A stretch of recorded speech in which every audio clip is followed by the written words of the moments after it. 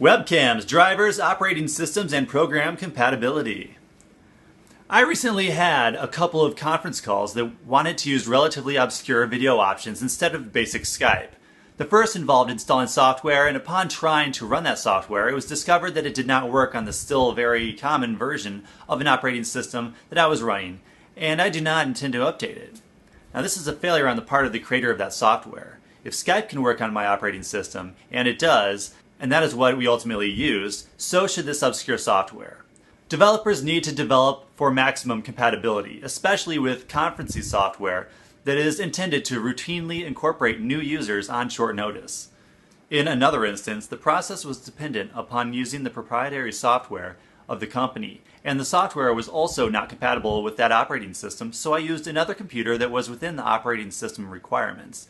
But this computer had no webcam. Luckily, I have a high-quality digital video camera that has webcam compatibility, but I had to download and install the driver. And upon locating the hard-to-find driver that was not clearly listed on the camera company's website, I proceeded to install the driver.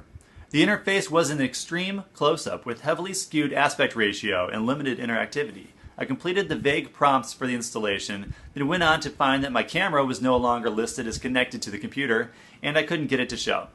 By chance, I tried using the webcam feature. There were no instructions on the driver, the webcam itself, nor on the software on how this should work.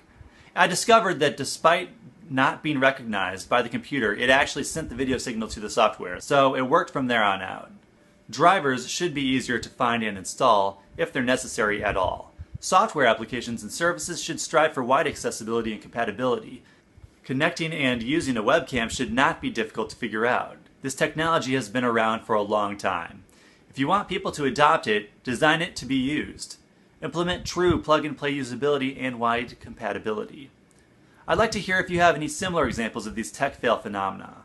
Please feel free to leave a comment, like and share, and maybe we can get some of these companies to shape up. Thanks for watching.